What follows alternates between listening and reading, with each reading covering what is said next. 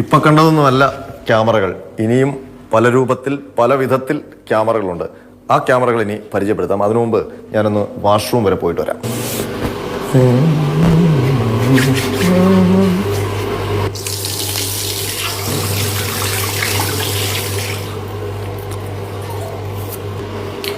അത്യാവശ്യമായിട്ടൊന്ന് വാഷ്റൂമിൽ വന്നതാണ്. പക്ഷേ കാര്യം നടക്കത്തില്ല. എന്താ അറിയോ, ഇവിടെയും കൊണ്ടൊരു ഒളിഞ്ഞു നോട്ടക്കാരൻ ആരും അറിയാതെ ഈ വാഷ്റൂമിൽ പതുങ്ങിയിരിപ്പുണ്ട്. ആരാണെന്ന് കാണണോ? ദാ ഇതാണ് ആ ശുചിമുറിയിലുണ്ടായിരുന്ന വില്ലൻ.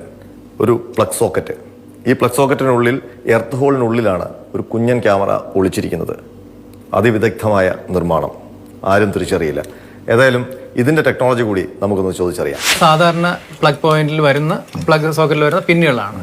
ഈ ഒരു പിന്ന് റിമൂവ് ചെയ്ത് കളഞ്ഞതിന് ശേഷം ആ ഒരു പിന്നിന്റെ ഹോളിലോട്ട് അതേ വൈഫൈ ക്യാം ഫിക്സ് ചെയ്യുകയാണ് ചെയ്യുന്നത്. അതും ശരിക്കും അതിന്റെ സൈസ് എന്ന് പറയുന്നത് വളരെ വളരെ കുറവാണ്. പുതിയൊരു ഷർട്ട് വാങ്ങാനാണ്. സൈസാണോ നോക്കണം. ഏതായാലും ട്രയൽ റൂമിൽ കയറി ഇട്ട് നോക്കാം.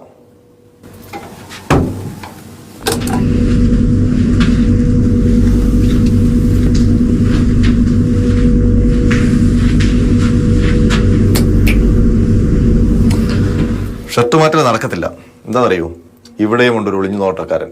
ഇതാ ബൾബിന്റെ രൂപത്തിൽ വില്ലനെ കയ്യോടെ പൊക്കി. ഈ ബൾബാണ്. ഈ ബൾബിന്റെ നടുഭാഗത്തിരിക്കുന്നതാണ് ക്യാമറ. ഇതിന്റെയും ടെക്നോളജി എന്താണെന്ന് നമുക്ക് നോക്കാം. ഇതുപോലത്തുള്ള ക്യാമറ തന്നെയാണ് ഇതിലും യൂസ് ചെയ്തിരിക്കുന്നത്. വൈഫൈയും എല്ലാം ഇതിനകത്ത് തന്നെ, ഇതിന്റെ കൺട്രോളറും എല്ലാം, പ്രോസസ്സറും കൺട്രോളറും എല്ലാം ഇതിൽ തന്നെയാണ് അടങ്ങിയിരിക്കുന്നത്. ഇതിനുള്ളിൽ തുറക്കാൻ പറ്റുമോ? ഇത് തുറക്കാൻ പറ്റുന്നതാണ്. വളരെ ചെറിയ ക്യാമറയാണ്. ഈ ബൾബ് കത്തുമോ? ആ, ബൾബ് പ്രകാശിക്കും. ഇത് ആ പുറകോശത്ത് നിന്ന് തന്നെ വെട്ടം വരുന്നത് കൊണ്ട് വേറെ പ്രശ്നം വരുന്നില്ല. ഇത്തരം ഒളിക്യാമറകളിൽ പെട്ടുപോയ നിരവധി പേരുടെ പരാതികളാണ് സൈബർ പോലീസിലടക്കം ലഭിക്കുന്നത്. നിയമ നടപടികൾക്ക് പരിമിതിയുണ്ട്.